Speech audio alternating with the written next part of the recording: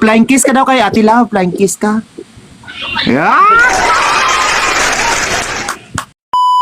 Wow, ang ganda mo pala Ate Love. Glass skin ang kanyang kutis, guys.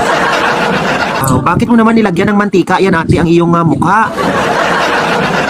Ate Love, paano mo napapanatili ang iyong kagandahan at kaseksihan? Ngiti-ngiti lang pag may time, kahit may problema, daan lang sa ngiti. So, ibig sabihin, ate, nakakabata ang pagngiti pala. Opo. Pag lagi ka na kasi mangot, lalo kukulubot yung mukha. Pero ate, gumaganda nga ang kutis mo, pero lumalaki naman ang butas ng ilong mo. Ikaw ay single mom o single na single? Single mom po. 3 ang anak. Hala, kalain mo sa ganyang kasiksihan, parang hindi alatang 3 ang anak mo ate. Ang estimate ko ate, mukhang naka5 anak ka. Sana nga, madagdagan pa. Kung May laway pa ba ate? meron pa. Di mo nga ako binabak eh. Idol pa naman kita. Alam ka lang ibabak kita. Mahilig ka ba sa back? Matagal na talaga akong gustong umakyat dito sa live mo, pero ngayon mo lang ako pinakyat. Bakit? Matagal ka na bang tagtuyot? Tuyot na ba? Tuyot na ba? Kung pagdating sa mukha mo ate, namamasa-masa pa.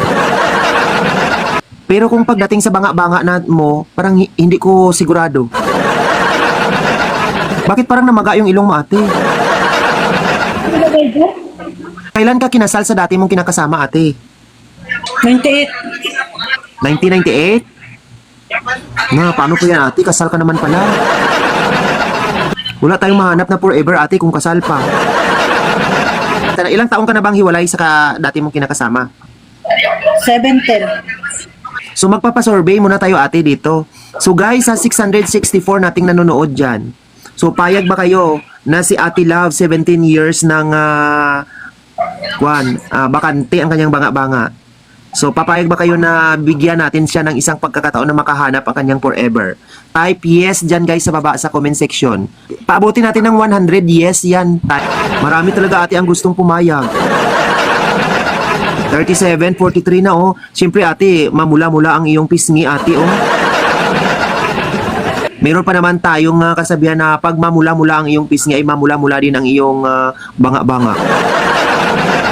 Okay, 65 yes na tayong nare-receive ate. Naku, mukhang makakaabot talaga to ng 100. Naku, malangka pa naman si ate guys. 95 na, 95. Gawin nyo ng 100. 100, ayala ate, wala na. 106 na talaga ate. Gusto ka talaga nilang mahanapan ate ng ng kapartner sa buhay. Yung alindog mo ate ay matakaw pa sa ating mga kalalakihan. Okay na pa po. Naku, matagal pang Halloween kuya. Ilang 4 kantos nang naubos mo ngayong gabi? Wala pa po. Oh, in fairness, magkapareha kayo ng butas ng ilong ni ate. Sorry na nga kayo. Kaya nga. Si Ate Love pa lang nakita mo maluha-luha ng mga mata mo. So Kuya Mark, ilang taon na po kayo? 37 po. 40 to 45 kuya ang kanyang hinahanap kuya. Pero kung sinabi mong 40 ka, maniniwala pa kami. Okay naman yun kung magkasundo. Bula-bula ka sana dito. Parang sa tingin ko, ikaw ang unang susuko. So ano ba talagang nagustuhan mo dito kay Ate Love? Bakit naisipan mong umakyat? Ako lang makaranas ng love life at saka gusto ko rin makasama sa basta seryoso lang sa buhay. So sa palagay mo, papasa ka Hindi na? naman ako ipaglaban ko sa hanggang kamatayan.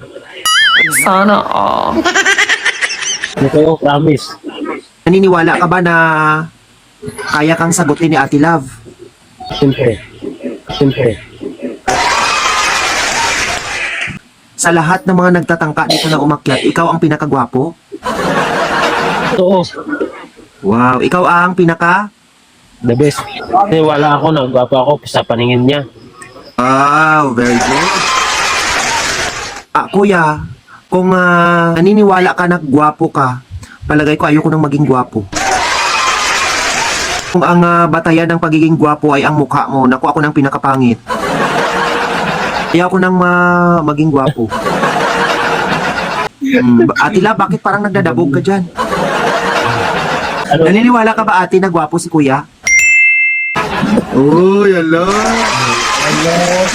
Kuya Mark, dahil naniniwala si Ate Love na ikaw ang pinakagwapo ngayong gabi, pwede mo bang bigyan siya ng isang matamis na ngiti? 1, 2, 3, go!